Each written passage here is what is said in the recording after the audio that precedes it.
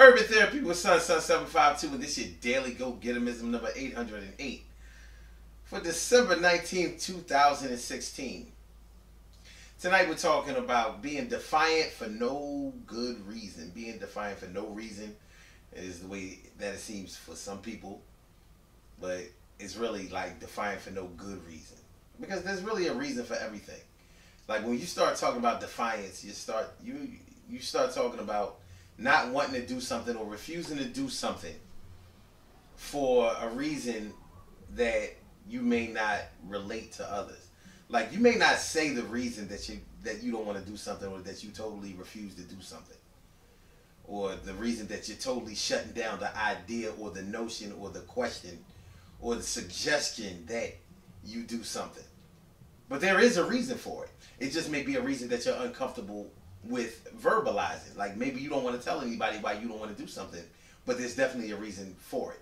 I mean, in our universe, for our earth, in our society, we know that one thing always comes from another thing.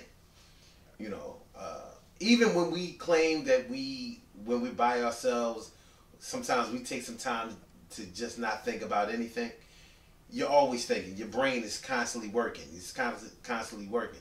And it's funny because the people who try to say that they meditate so hard that they lose themselves in it and are completely devoid of all thought, that's not true. What it is that they are thinking the most positive thoughts that relax them in such a way that they are able to block out all the negativity. But it doesn't mean that you're not thinking about anything. It just means that you found a way to relax. All right, with that being said, when we start talking about being defiant for no good reason, think about the times when you have refused to do something for somebody, or with somebody, or for somebody. It could have been, well, first of all, when we're talking about being defiant, that means that there's a certain duty that's probably attached to what you are being defiant about. In other words, like there's something that you were either expected to do, asked to do, or supposed to do, and this time you're saying no, ain't doing it. So it could be looked at as a sign of, it could be looked at as an act of defiance, even though it's not really that. Like, for example, let's say you've been carrying somebody for a long time. You've been lending them money. You've been taking care of them. You've been housing them under your roof. You've been throwing money in their pockets. You've been making sure that they're safe. You've been bailing them out of jail. You've been bailing them out of trouble. You've been taking up for them. You've been doing everything for them that they really should learn how to do themselves, because they're adults. If they're adults. Because you can do the same thing for a child. And you can do the same thing for a child even though you're still a child. When you look out for somebody, when love makes you look out, that's what you do. I mean, a lot of people don't really like that fact, but it's just an actual fact. Love makes you look out, even when you probably shouldn't. But the time may come when you decide that you've had enough. Enough is enough, and you ain't doing it no more. Even if it's just for that day, it's an act of defiance. The difference is, this act of defiance is not really defiance. It's just refusal to do the same things you've been doing. But to the person who expects you to do it and wants you to do it, they're going to look at it like an act of defiance. Now, you might ask yourself, how can you look at it as an act of defiance? Or how can you act like you don't know the reason why I'm doing this, when I've been telling you for a long time that, listen, I'm tired of you getting in trouble all the time. I'm tired of having to be there for you all the time. I'm tired of you getting into senseless shit all the time and me having to bail you out. So how can you look at this as defiance? Why can't you look at it as, listen, I'm not doing this no more. I'm sick of this. I'm sick of this. I'm sick of you.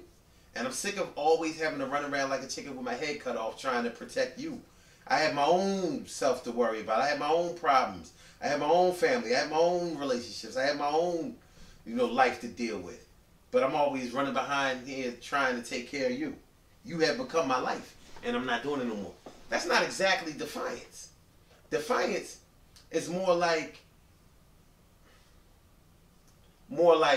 Okay, and this is petty, but it's real. Let's say, let's say you were going on a fishing trip. You decided to go on a fishing trip, but the thing is, when we get on a fishing trip, normally the things that y'all do on a fishing trip, y'all bait your own hooks and all of this kind of stuff, and y'all fish. Maybe y'all drink on the boat, have a good time or whatever. But this time you go on a fishing trip and you decided you don't really feel like fishing, so you refuse to fish. You don't even feel like drinking, so you refuse to drink. So essentially, you just came on to the boat for the ride. You're not participating. You're not joining in. You're not your normal self. And when people ask you what's going on, why don't you want to fish? And you're not giving up any explanation. Like, look, man, I don't feel like fishing today. That's it. And they're like, well, if you're not gonna fish, what I mean? Look, we got beer, we got liquor, we got whatever, we got weed. Go ahead, do your thing, rock out. And you're like, no, I ain't doing that either. And when everybody asks why, well, don't worry about why. But I'm here. I'm here just like I said I would be, and I'm chilling. So just look at it like that. So people trying to cheer you up, it ain't working. People are trying to get you to drink or whatever, drink, smoke, whatever y'all do, and you're like the whole trip, like, nah, man, get out of here. You know what I mean? But you still hanging out. It's not like you have become a recluse. You're not off on your own. You're just not doing what everybody else is doing. You're going against the grain. Like everybody else is doing the Dougie and you Harlem shaking. You know what I'm saying? But it's an act of defiance. I mean, that might have been a weak example, but you kind of understand what I'm saying. Now, in the workplace, when you are defiant, it's looked at as insubordination, and it can get you into a lot of trouble. Because when you don't do what you're supposed to do at work or whatever you're instructed to do at work, and authority figures are involved, then they can charge you with insubordination, and you can wind up getting rolled up, suspended, ultimately fired behind that. And people may be asking, why? What do you mean you don't want to do? What do you mean you're not going to do what is required of you? Your contract states that you're supposed to do this. In HR, at the time of hiring, you agree to do this and you're not doing it. Now, the real reason that you may not be doing it is because you don't like the person who is instructing you. You don't like working with them. You've had some kind of personal beef with them or whatever. But one thing is for sure, it's not for no reason. It's for a reason. It's just not for a reason that you care to relate. So you're not saying nothing, but you ain't doing nothing either. And you may have been so fed up with this person that you're ready to get fired. But one thing is for sure, you're not going to do what they ask you to do today. Not today. It ain't going to happen. You ain't doing it. The answer is no. You may be cutting your nose off to spite your face, but nonetheless, that's the way it's going down today. So they may look at it like it's an act of defiance for no good reason. But for you and to you, it is a reason, and it's a good reason. And you're sticking with it. It happens. People act defiantly in a lot of different ways. A lot of different ways. I mean, all it really means is that you refuse to cooperate, you refuse to participate, and you refuse to give an explanation. One of the things that makes us get defiant sometimes that we don't like to always explain about is our fear. We may refuse to do something because we're afraid. We may be afraid of someone. We may be afraid of something. We may be afraid of the consequences or whatever.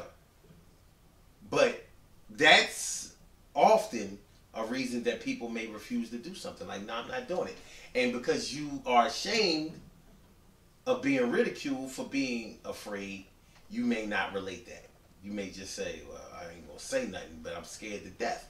And that's the real reason I'm not doing something. So, in defense of my fear, I'm just not going to say nothing, but I'm sure not going to do nothing. And you may look calm as a cucumber on the outside, to those who don't know you. But to those who know you, they know the reason that you're not playing along is because you're afraid. You're fearful. And fear permeates so much of our lives nowadays. You know, so much of our lives and the people that we know in our world is surrounded with fear.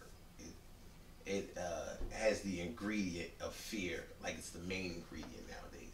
But it can definitely stop you from participating in something.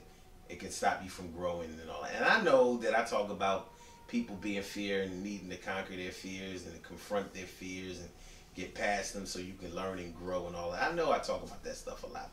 But I understand it. I understand it. I get it. I comprehend. And I would love for other people to understand, understand, comprehend, get it also. And don't get me wrong. There are things that I'm afraid of just like everybody else. I think one of the differences may be is that I'm not sure if it stops me from doing something. Once I sign on, I'm in. But that's me. And everybody doesn't have to be like me. It just the same way as I don't have to be like everyone else. And there have been times when I have made sure that I didn't act like everybody else or do what everybody else did. And that was looked at as an act of defiance for no good reason. Good things happen to those who wait. Great things happen to those who grind. And anything can happen to those who go for theirs. So go hard, go for yours. And remember, when you start talking about an act of defiance for no good reason, or an act of defiance for no reason, everything has a reason, number one. It may not be a good reason to somebody, but it's a good reason to you. And if you really know yourself and you don't think that you should proceed any further or act in kind, well, then you have to do what you have to do. But just make sure that the consequences that befall you are consequences that you can live with. Because you don't want to not do something that you really could have done when you should have done and have it come back to bite you in the ass. That's what you don't want. The Daily Go Getivism show is every single day, 6 a.m. Eastern Standard Time. Call-in number is 319-527-6199. blogtalkradio.com/Sun752. Peace.